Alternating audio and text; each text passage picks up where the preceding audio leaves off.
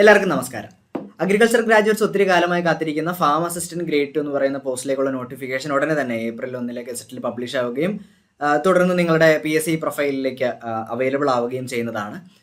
വർഷങ്ങൾക്ക് ശേഷമാണ് ഈ പരീക്ഷ നടക്കുന്നത് എന്നുള്ളത് കൊണ്ട് തന്നെ ഇതിന്റെ സിലബസ് പ്രോപ്പറായിട്ടുള്ളത് അവൈലബിൾ അല്ല.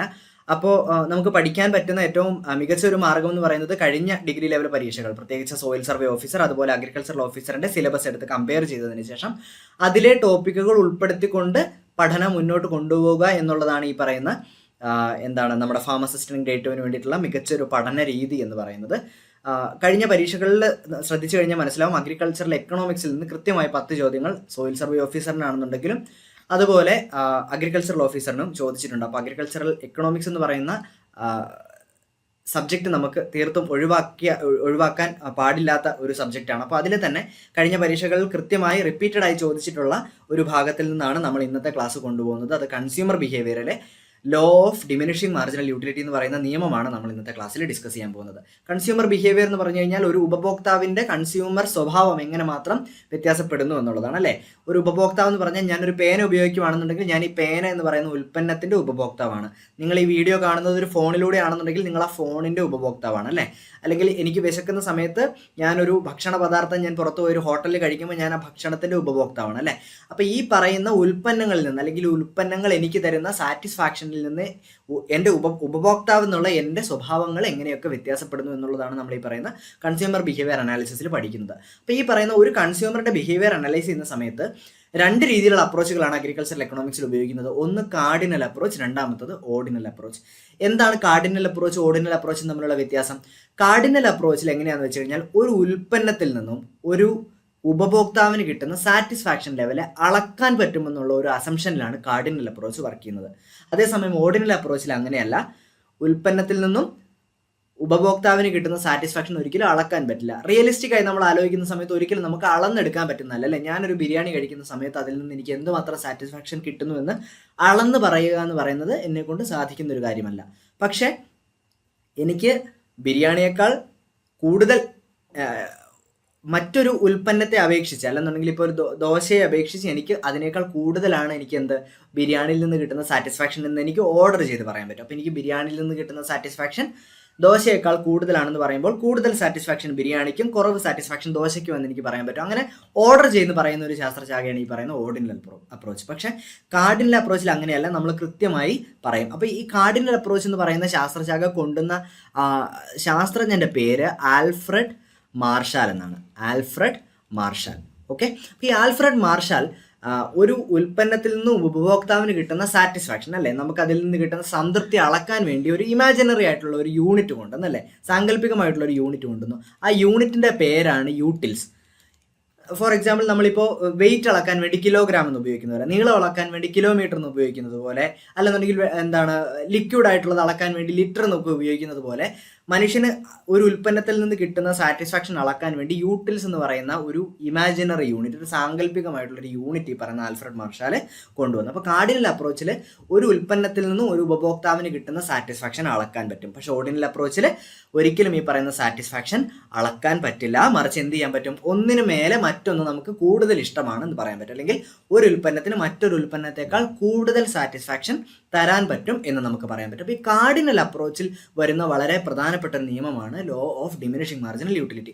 ഞാൻ നിങ്ങൾക്കൊരു എക്സാമ്പിൾ പറഞ്ഞുതരാം. ഫോർ എക്സാമ്പിൾ, നമ്മളിപ്പോൾ ഒരു ജ്യൂസ് ഷോപ്പിൽ പോകുന്നു. ഇവിടെ നിങ്ങൾ ശ്രദ്ധിച്ചിരിക്കേണ്ട ഒരു കാര്യം, നിങ്ങളുടെ അടുത്ത് ഇഷ്ടംപോലെ പൈസയുണ്ട്.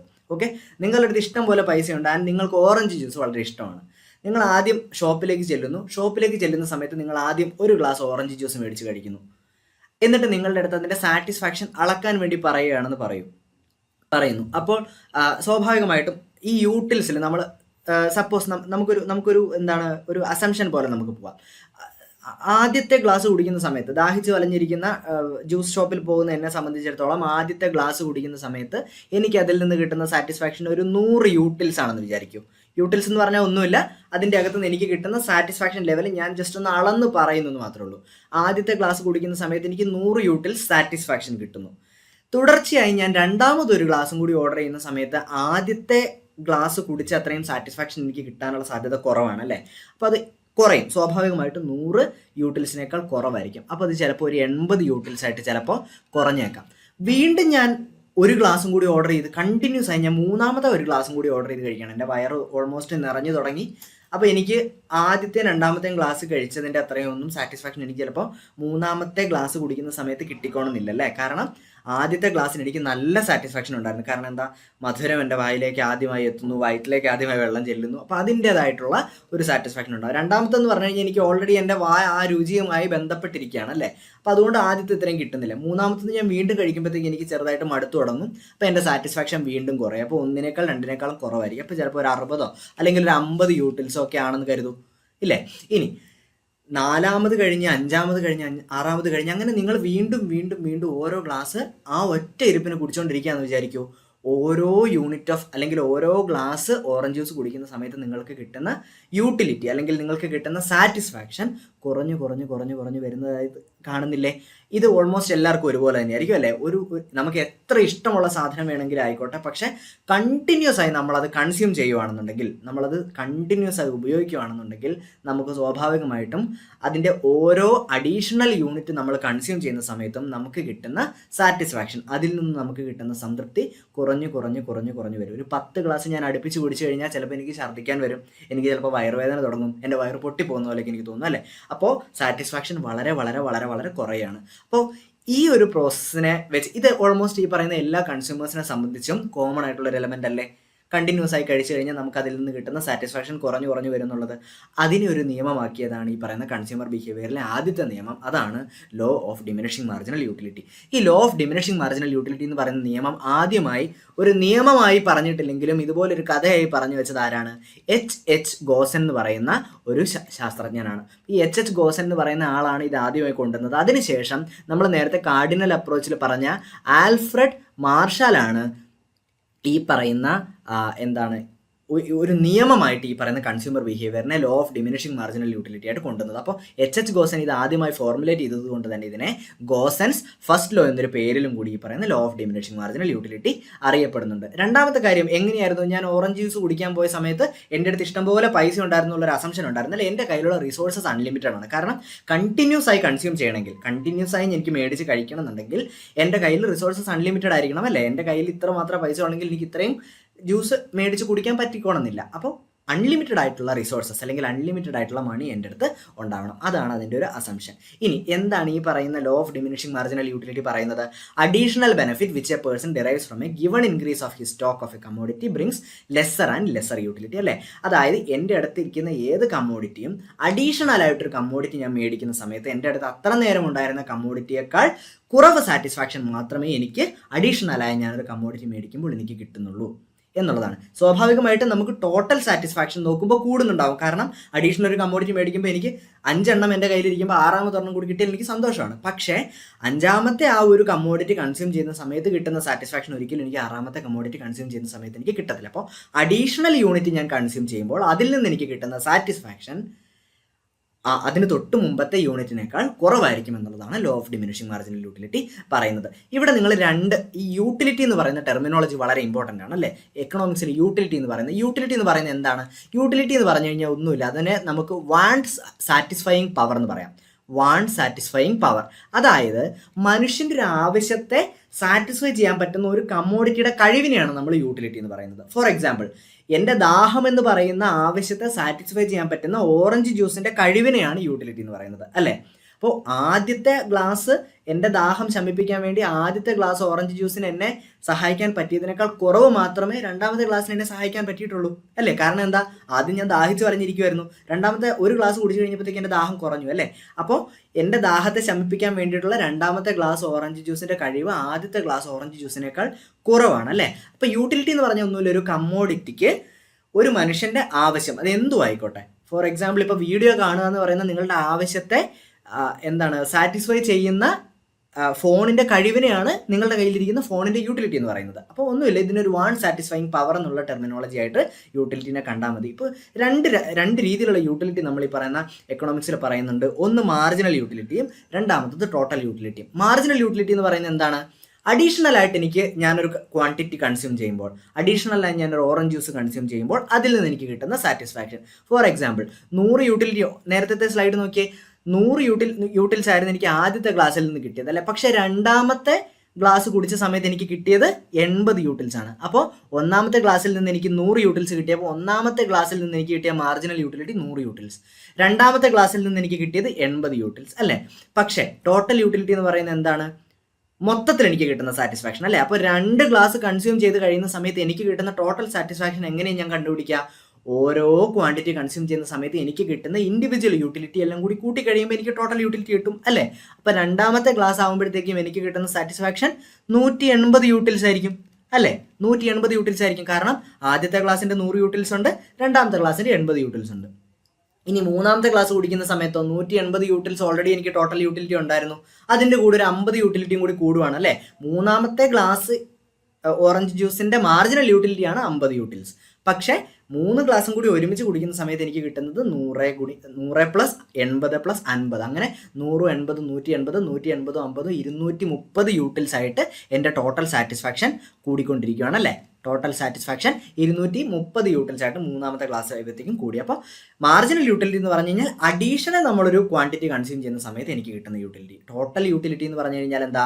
അതുവരെ കൺസ്യൂം ചെയ്തിട്ടുള്ള എല്ലാ സാറ്റിസ്ഫാക്ഷനും കൂടി ചേർത്ത് നമ്മൾ കൂട്ടിക്കഴിയുമ്പോൾ നമുക്ക് കിട്ടുന്നതാണ് ടോട്ടൽ യൂട്ടിലിറ്റി. ഇനി ലോ ഓഫ് ഡിമിനിഷിംഗ് മാർജിനൽ യൂട്ടിലിറ്റിക്ക് ചില അസംഷൻസ് ഉണ്ട് അല്ലേ. ഈ നിയമം വൃത്തിയായി വർക്ക് ചെയ്യണമെന്നുണ്ടെങ്കിൽ നമ്മൾ ചില അസംഷൻസ് പാലിച്ചിരിക്കണം. ഒന്നാമത്തെ കാര്യം എന്താണ്? Homogeneity of the units that are consumed അല്ലേ. നമ്മൾ നേരത്തെ പറഞ്ഞ എന്താ? ഒരേ ഗ്ലാസ്സിലുള്ള ഓറഞ്ച് ജ്യൂസ് മാത്രമാണ് അല്ലേ നമ്മൾ കണ്ടിന്യൂസ് ആയിട്ട് കുടിച്ചുകൊണ്ടിരിക്കുന്നത്. 3 ഓറഞ്ച് ജ്യൂസ് കുടിച്ചതിന് ശേഷം പിന്നെ നമ്മൾ ആപ്പിൾ ജ്യൂസിലേക്ക് സ്വിച്ച് ചെയ്തോ? ഒരിക്കലും ഇല്ല അല്ലേ. അപ്പോൾ ഹോമോജനിറ്റി, ഒരേപോലത്തെ പ്രൊഡക്റ്റ് ആയിരിക്കണം നമ്മൾ കണ്ടിന്യൂസ് ആയി കൺസ്യൂം ചെയ്യേണ്ടത്. എന്നാൽ മാത്രമേ നമ്മുടെ സാറ്റിസ്ഫാക്ഷൻ ലെവൽ കുറഞ്ഞു വരുന്നതായിട്ട് നമുക്ക് അറിയാൻ പറ്റുള്ളൂ. ഇനി രണ്ടാമത്തെ എന്താണ്? Consumption of the unit of the commodity should be continuous without interval അല്ലേ. നമ്മൾ ബ്രേക്ക് ഇല്ലാതെ കഴിച്ചുകൊണ്ടിരിക്കണം. അതായത് കണ്ടിന്യൂസ് ആയി നമ്മൾ കഴിച്ചുകൊണ്ടിരിക്കുമ്പോൾ മാത്രമേ ഈ പറയുന്ന നിയമം വർക്ക് ആവത്തുള്ളൂ. അതായത് നമ്മുടെ അഡീഷണൽ സാറ്റിസ്ഫാക്ഷൻ കുറഞ്ഞു വരത്തുള്ളൂ. മൂന്നാമത്തെ എന്താണ്?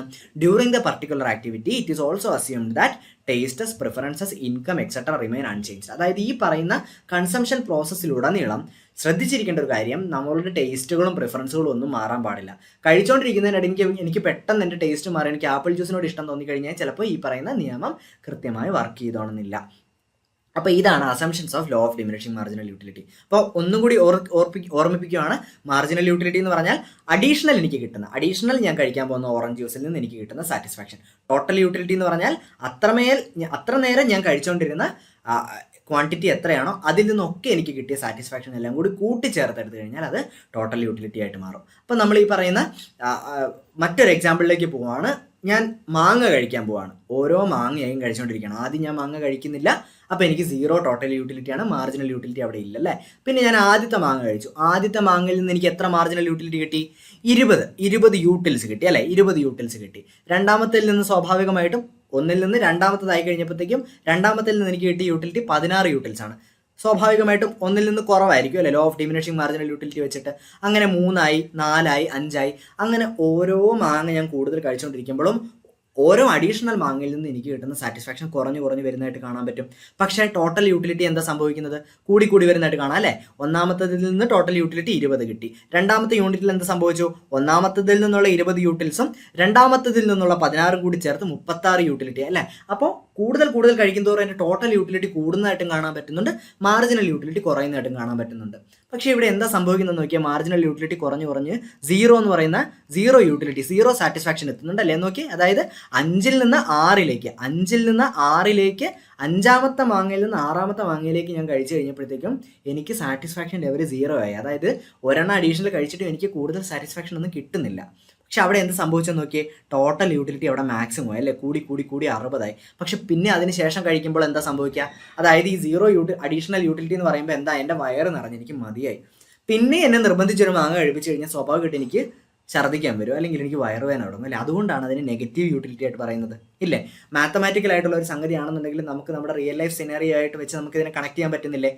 വേണ്ടാഞ്ഞിട്ടും ഞാൻ കൂടുതൽ കഴിക്കുന്ന സമയത്ത് എനിക്ക് വയറുവേദന എടുക്കും, അല്ലെങ്കിൽ എനിക്ക് ഛർദ്ദിക്കാനുള്ള ടെൻഡൻസി ഉണ്ടാവില്ലേ. അപ്പോൾ നെഗറ്റീവ് യൂട്ടിലിറ്റിയാണ് അവിടെ. അതായത് എനിക്ക് അഡീഷണൽ സാറ്റിസ്ഫാക്ഷൻ അല്ല കിട്ടുന്നത്, മറിച്ച് ഡിസ്സാറ്റിസ്ഫാക്ഷൻ ആണ് കിട്ടുന്നത്. എനിക്ക് ഒരു സാറ്റിസ്ഫാക്ഷൻ അതിന് കിട്ടുന്നില്ല. അങ്ങനെ അഡീഷണൽ ഞാൻ വീണ്ടും കഴിക്കും തോറും എൻ്റെ ഡിസ്സാറ്റിസ്ഫാക്ഷൻ കൂടിക്കൊണ്ടിരിക്കും. അതുകൊണ്ട് തന്നെ അവിടെ നെഗറ്റീവ് യൂട്ടിലിറ്റി ആവും.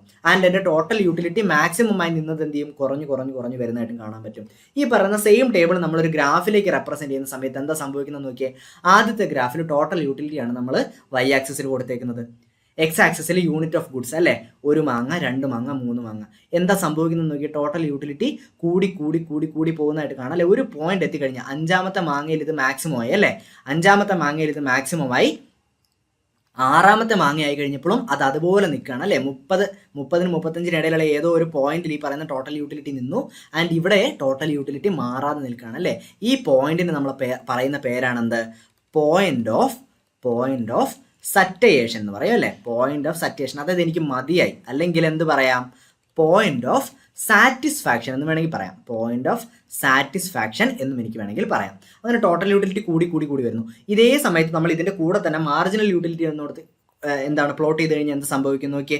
എക്സ് ആക്സിസിൽ ഈ പറയുന്ന മാങ്ങകളുടെ എണ്ണം, വൈ ആക്സിസിൽ നമ്മൾ മാർജിനൽ യൂട്ടിലിറ്റി. രണ്ടാമത്തെ ഗ്രാഫ് നോക്കിയേ, എന്താ സംഭവിച്ചത്, 1ാമത്തെ മാങ്ങ കഴിച്ചപ്പോഴായിരുന്നു എനിക്ക് മാക്സിമം മാർജിനൽ യൂട്ടിലിറ്റി അല്ലേ. 2ാമത്തെ മാങ്ങയിൽ എനിക്ക് അതിൻ്റെ അഡീഷണൽ സാറ്റിസ്ഫാക്ഷൻ കുറഞ്ഞു. 3ാമത്തെ മാങ്ങ ആയി കഴിഞ്ഞപ്പോൾ എൻ്റെ അഡീഷണൽ സാറ്റിസ്ഫാക്ഷൻ വീണ്ടും കുറഞ്ഞു. 6ാമത്തെ മാങ്ങ എത്തി കഴിഞ്ഞപ്പോൾ 0 ആയി അല്ലേ. അവിടെ ടോട്ടൽ യൂട്ടിലിറ്റിക്ക് എന്ത് സംഭവിച്ചു നോക്കിയേ, ടോട്ടൽ യൂട്ടിലിറ്റി മാക്സിമം ആയി. അതായത് എൻ്റെ ടോട്ടൽ സാറ്റിസ്ഫാക്ഷൻ ഏറ്റവും കൂടുതലായി നിന്ന ആ പോയിന്റിൽ എനിക്ക് അഡീഷണൽ ഇനി ഒന്നുപോലും കഴിക്കണ്ട എന്നുള്ള ഒരു തീരുമാനത്തിലേക്ക് ഞാൻ എത്തുകയുണ്ടായി അല്ലേ. അതിനുശേഷം ഞാൻ വീണ്ടും കഴിച്ച് എന്ത് സംഭവിക്കും, എൻ്റെ സാറ്റിസ്ഫാക്ഷൻ ലെവൽ താഴേക്ക് പോകും, അല്ലെങ്കിൽ എൻ്റെ അഡീഷണൽ സാറ്റിസ്ഫാക്ഷൻ എന്ത് ചെയ്യും, എനിക്ക് ഡിസാറ്റിസ്ഫാക്ഷൻ ആയിട്ട് വരും. അതുകൊണ്ടാണ് ഇവിടെ മാർജിനൽ യൂട്ടിലിറ്റി നെഗറ്റീവായിട്ട് പോകുന്നതായിട്ട് കാണാൻ സാധിക്കുന്നത്. അപ്പോൾ ഈ ഗ്രാഫ് വളരെ ഇമ്പോർട്ടൻ്റ് ആണ്. കഴിഞ്ഞ സോയിൽ സർവേ അഗ്രികൾച്ചർ ഓഫീസറിൻ്റെ എക്സാമിന് ഇതിൽ നിന്ന് കൃത്യമായിട്ടുള്ള ചോദ്യങ്ങൾ വന്നിട്ടുണ്ട്. അതായത് സ്റ്റേറ്റ്മെൻ്റ് ആയിട്ട് നിങ്ങൾക്ക് വേണമെങ്കിൽ, ഇപ്പോൾ സ്റ്റേറ്റ്മെൻറ്റ് ചോദ്യങ്ങൾ ഒരുപാട് ചോദിക്കുന്നുണ്ട് അല്ലേ. സ്റ്റേറ്റ്മെൻ്റ് ആയിട്ട് നിങ്ങൾക്ക് ചോദിക്കാം, ടോട്ടൽ യൂട്ടിലിറ്റി കൂടുമ്പോൾ മാർജിനൽ യൂട്ടിലിറ്റിക്ക് എന്ത് സംഭവിക്കുന്നു, കുറയുകയാണ് ചെയ്യുന്നത്. എപ്പോഴാണ് മാർജിനൽ യൂട്ടിലിറ്റി 0 ആവുന്നത്, ടോട്ടൽ യൂട്ടിലിറ്റി മാക്സിമം ആവുന്ന സമയത്ത് അല്ലേ. ടോട്ടൽ യൂട്ടിലിറ്റി കുറയാൻ പോകുന്ന സമയത്ത് മാർജിനൽ യൂട്ടിലിറ്റി എങ്ങനെയായിരിക്കും, നെഗറ്റീവ് ആയിരിക്കും അല്ലേ. സ്റ്റിൽ കുറഞ്ഞുകൊണ്ടിരിക്കുകയാണ്, പക്ഷേ അത് നെഗറ്റീവാണ്. അപ്പോൾ ഇങ്ങനെ നമുക്ക് എന്ത് ചെയ്യാം, കണക്ട് ചെയ്ത് ടോട്ടൽ യൂട്ടിലിറ്റിനെയും മാർജിനൽ യൂട്ടിലിറ്റിനെയും എന്തിൻ്റെ അടിസ്ഥാനത്തിൽ പഠിക്കാം, law of diminishing marginal utility വെച്ച് പഠിക്കാം. രണ്ടാമത്തെ ഗ്രാഫ് നോക്കിയേ, ഇതല്ലേ law of diminishing marginal utility. Additional unit നമ്മൾ കൺസ്യൂം ചെയ്യുന്നതോറും നമുക്ക് കിട്ടുന്ന അഡീഷണൽ സാറ്റിസ്ഫാക്ഷൻ കുറഞ്ഞ് പോയിക്കൊണ്ടിരിക്കും എന്നുള്ളതാണ് എന്ത്, law of diminishing marginal utility.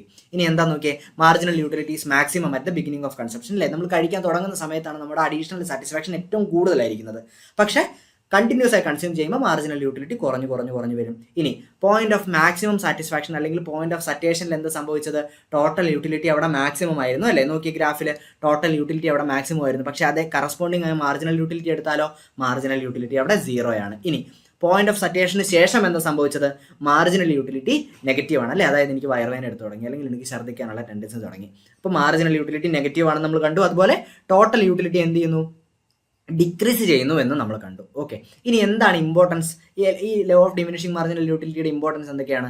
ഈ ലോ ഓഫ് ഡിമിനിഷിംഗ് മാർജിനൽ യൂട്ടിലിറ്റിയുടെ അടിസ്ഥാനത്തിലാണ് നമ്മൾ ഇനി പഠിക്കാൻ പോകുന്ന പല നിയമങ്ങളും. ലോ ഓഫ് ഡിമാൻഡ് ആയിക്കോട്ടെ, ലോ ഓഫ് സബ്സ്റ്റിറ്റ്യൂഷൻ ആയിക്കോട്ടെ, theory of taxation, public expenditure എന്ന് പറയുന്ന അഗ്രികൾച്ചറൽ എക്കണോമിക്സിലെ മുന്നോട്ടുള്ള ഒരുപാട് ലോയുടെ അടിസ്ഥാനം എന്ന് പറയുന്നത് ലോ ഓഫ് ഡിമിനിഷിംഗ് മാർജിനൽ യൂട്ടിലിറ്റിയാണ്. ഇനി law of diminishing marginal utility എപ്പോഴും എല്ലാ കാര്യങ്ങളിലും അപ്ലിക്കബിൾ ആയിക്കോണമെന്നില്ല. എപ്പോഴത് അപ്ലിക്കബിൾ അല്ലാത്തത് ഒന്ന് ആലോചിച്ച് നോക്കിയേ.